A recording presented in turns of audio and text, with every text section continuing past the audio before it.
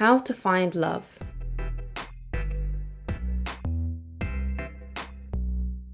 Hi guys, my name is Christine and I'm a dating, relationship and personal development coach. And today I'm talking about how to find love. So this is for all those people out there who are single and are trying to find someone new in their life, trying to find a romantic partner that they can settle down with. So obviously there are two ways that you can find someone to be with. One of them is the more popular version that we see in these days, which is online. And the second way is in person. So this means someone who you meet at work or someone who you just meet randomly one day. It could be an acquaintance, it could be someone that you meet at a wedding, it could be someone that you meet at an event. So you can even meet someone online or in person. I recommend that if you are trying to find love and you're serious about trying to find love and you want to find love as quickly as possible for yourself, then you try both versions. So I'm going to go into some ways that you can actually do this. So let's first talk about online dating. So if you're trying to find love and you want to try out online dating, the best thing for you to do, I believe, is to get roughly around 3 dating apps or using 3 dating websites, or it could be a mix of all 3. So it could be like 2 dating apps and 1 website, right?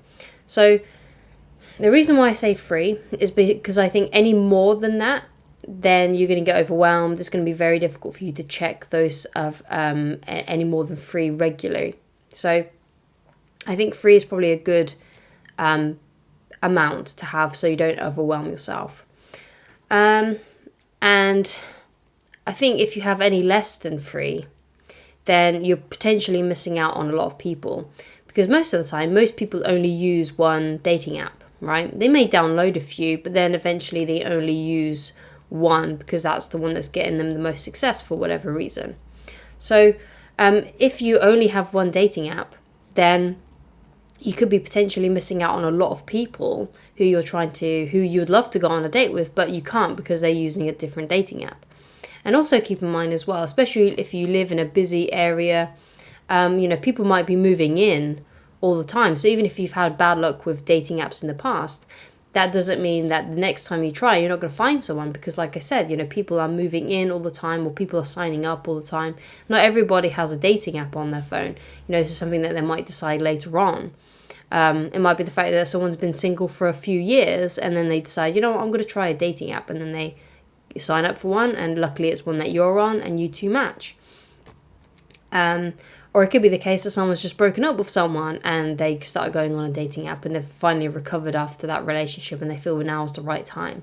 So there are people leaving relationships, there are people moving into your area. And this was something that I experienced. My wife moved to my area, and that's how I met her. And we had the same dating app. So that's how we connected. So I met my wife online. So it's definitely possible for you to meet someone online. So with dating apps as well, make sure that you have up-to-date photos of yourself. Make sure they're not taking at weird angles.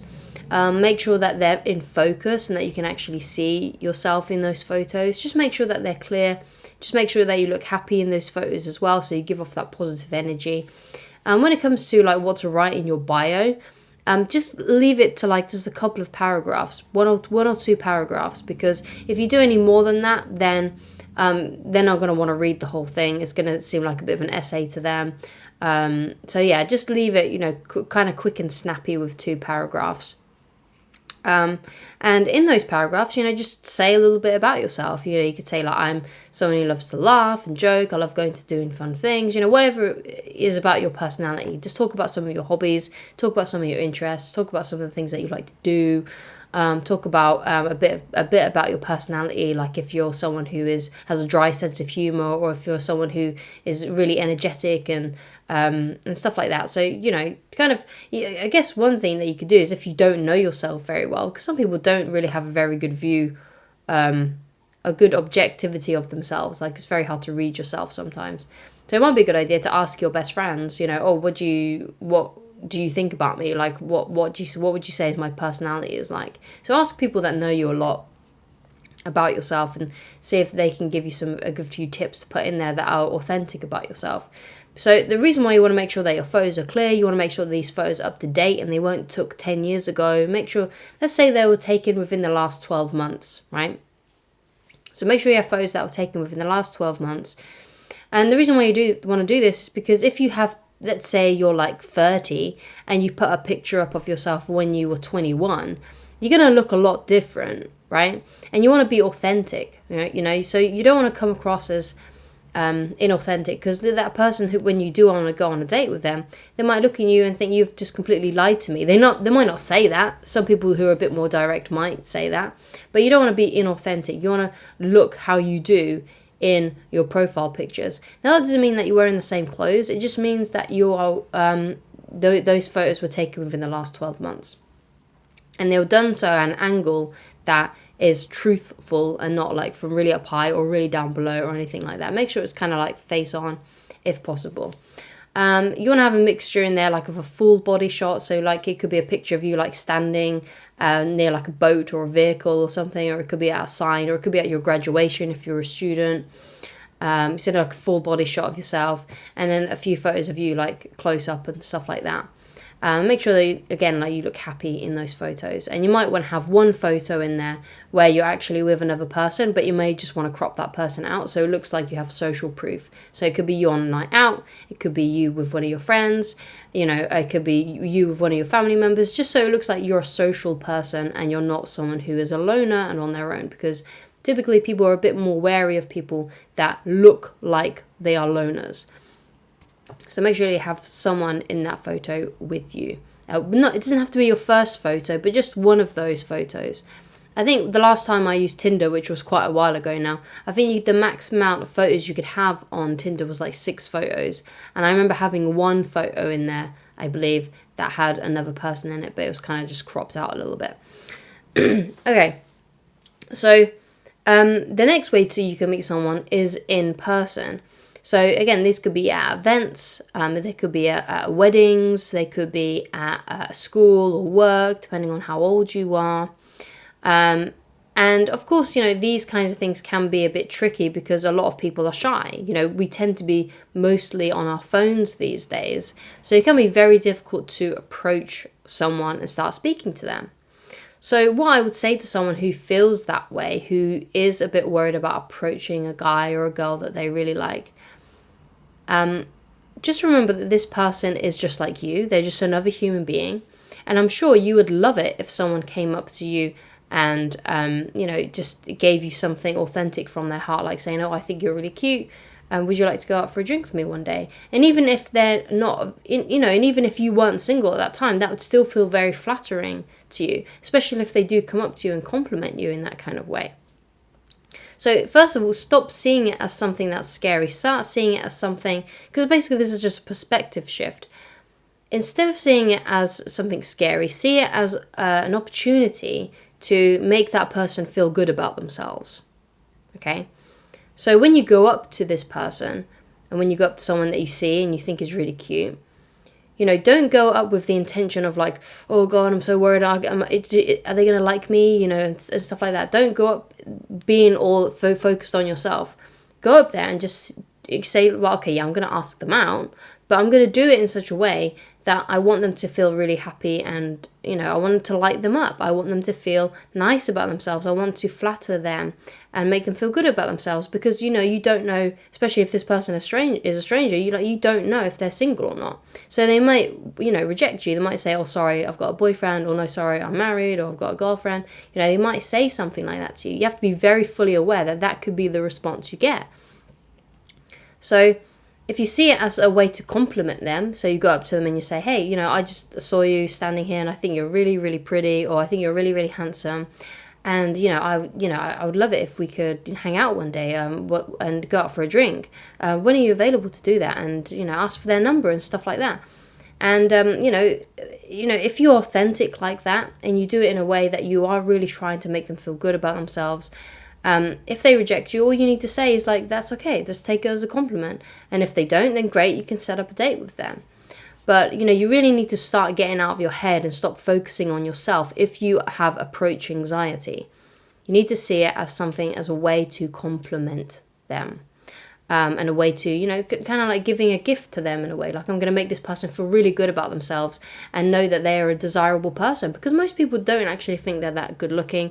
Most people have a lot of issues with their body image, both men and women.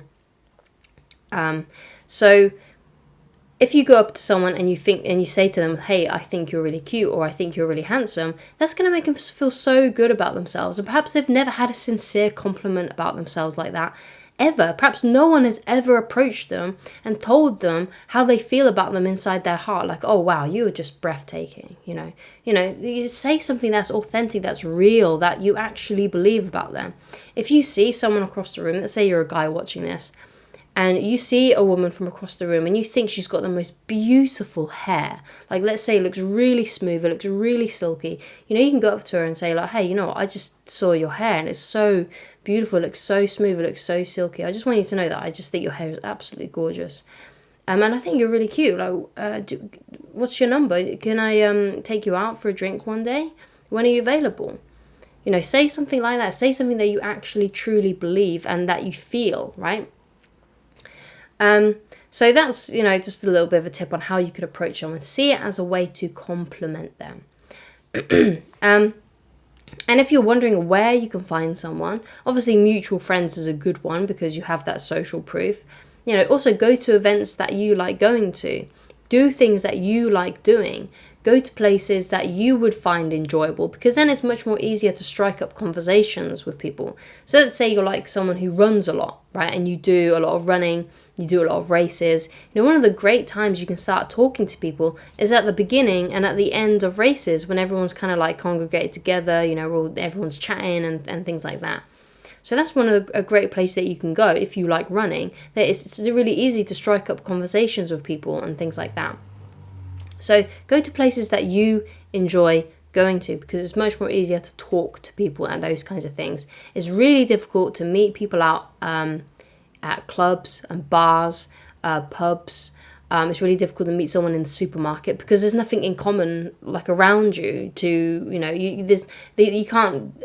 It's much easier to meet someone who has a similar interest in you, and you know that they have a similar interest in you because you are at the same event. Like, you like this, clear that you like this one thing, both of you. So it's much more easier to talk to them. Whereas if you meet a complete stranger and it's in a supermarket, a place where everybody goes, or it's a club where a lot of people go, it's much more difficult to meet common ground. And especially in like clubs and stuff, it's really loud in those places, so it's really difficult to get to know someone. And a lot of the time, unfortunately, there are a lot of creeps about in those kinds of places as well.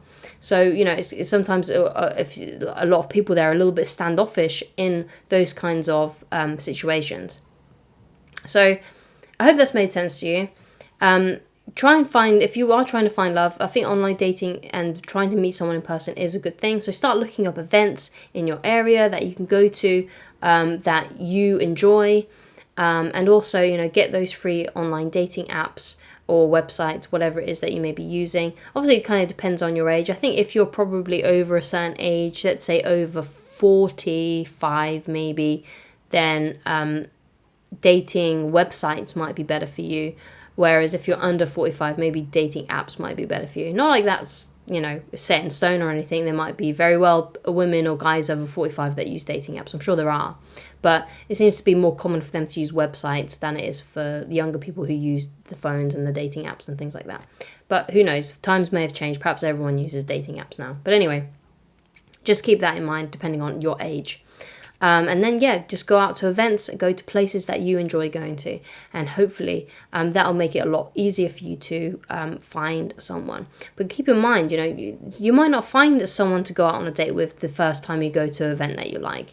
It may take like a few times to go to places before you actually meet someone who could actually potentially be someone who you can go on a date with. Don't think that you're just going to meet, the first person you meet is going to be someone who is going to want to date you, and you can get their phone number and you can start seeing them. But although that might also be the case, you know, but just keep in mind that you might have to go to these different kinds of things for, you know, a good couple of months before you actually meet someone who you really jive with and get on well with. So keep that in mind.